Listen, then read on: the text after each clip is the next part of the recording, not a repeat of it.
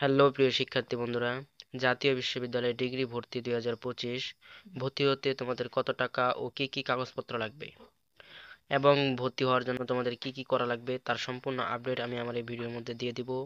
এই ভিডিওটা তোমাদের জন্য অনেক বেশি গুরুত্বপূর্ণ হতে চলেছে, তাই তোমরা কেউ এই ভিডিওটাকে এক সেকেন্ড স্কিপ করবে না। তোমরা মনোযোগ দিয়ে ভিডিওটাকে দেখতে থাকো।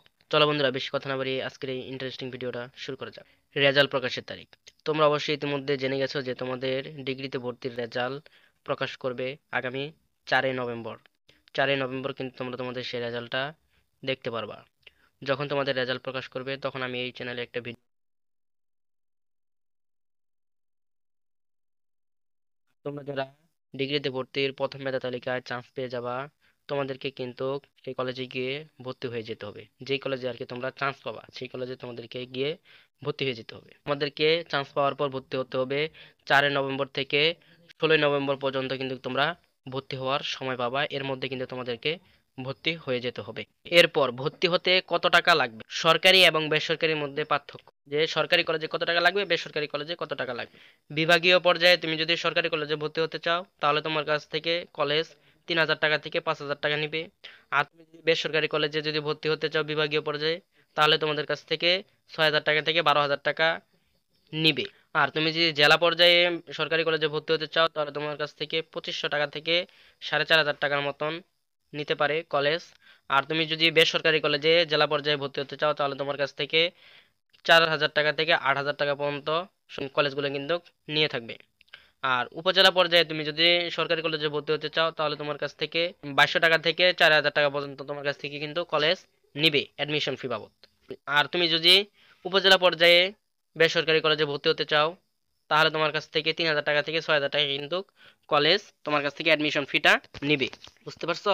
এরপর ভর্তির জন্য কি কি কাগজপত্র লাগবে বা কি কি লাগবে, আবেদনের এই ফর্মটি ডাউনলোড করবে, A4 কাগজে প্রিন্ট আউট করে রাখবে। তোমরা যে আবেদন করেছিলে তোমাদের আবেদন ফর্মটা তোমরা ডাউনলোড করবে, ডাউনলোড করে তোমরা সেটা A4 সাইজ কাগজে প্রিন্ট আউট করে নিবে। এরপর 2 নাম্বার যে কাগজটা লাগবে সেটা হচ্ছে এনইউ ওয়েবসাইট থেকে অনলাইনে ভর্তির চূড়ান্ত ফর্ম ডাউনলোড করো। এখন তুমি যে কলেজে চান্স পেয়েছো তুমি তো এটা জানো যে তুমি একটা কলেজে চান্স পেয়েছো। এখন তোমার যে অ্যাডমিট কার্ডে যে রোল নাম্বার এবং পিন নাম্বার রয়েছে, এই রোল আর পিন নাম্বার দিয়ে তুমি এনইউ ওয়েবসাইটে প্রবেশ করবে। প্রবেশ করার পর সেখানে তুমি দেখবা যে তোমার এই যে ভর্তির যে চূড়ান্ত ফর্মটা রয়েছে সেই ফর্মটা তুমি সেখান থেকে ডাউনলোড করে নিবে। ডাউনলোড করে তুমি সেটা A4 সাইজ কাগজে কলেজ কপি এবং স্টুডেন্ট কপি দুটাই প্রিন্ট আউট করে নিবে। এই প্রিন্ট আউট কাগজটা তোমার কিন্তু কলেজে নিয়ে যেতে হবে।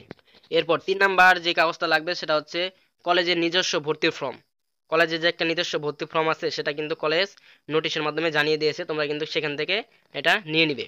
এরপর 4 নাম্বার যে কাগজটা লাগবে সেটা হচ্ছে এসএসসি ও এইচএসসি এর মূল মার্কশিট ও সার্টিফিকেটের 2 সেট ফটোকপি। বুঝতে পারছো? এসএসসি এবং এইচএসসি এর মূল যে মার্কশিট রয়েছে, এসএসসি এবং এইচএসসি যে মূল মার্কশিটটা রয়েছে সেই মার্কশিট ও তোমার যে সার্টিফিকেট রয়েছে সেই সার্টিফিকেটের 2 সেট ফটোকপি কিন্তু তোমরা নিয়ে নিবে। আর তোমাদের যাদের এইচএসসি সার্টিফিকেট থাকবে না তারা এইচএসসি যে প্রশংসাপত্রটা রয়েছে সেই প্রশংসাপত্রের ফটোকপিটা তোমরা কিন্তু নিয়ে নিবে, কারণ তোমাদের এইচএসসির সার্টিফিকেট তো এখনো হয়নি।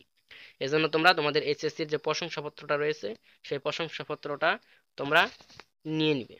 এরপর তোমাদের যে কাগজটা লাগবে সেটা হচ্ছে তোমাদের পাসপোর্ট সাইজের 4 কপি কিন্তু তোমাদের ছবি লাগবে।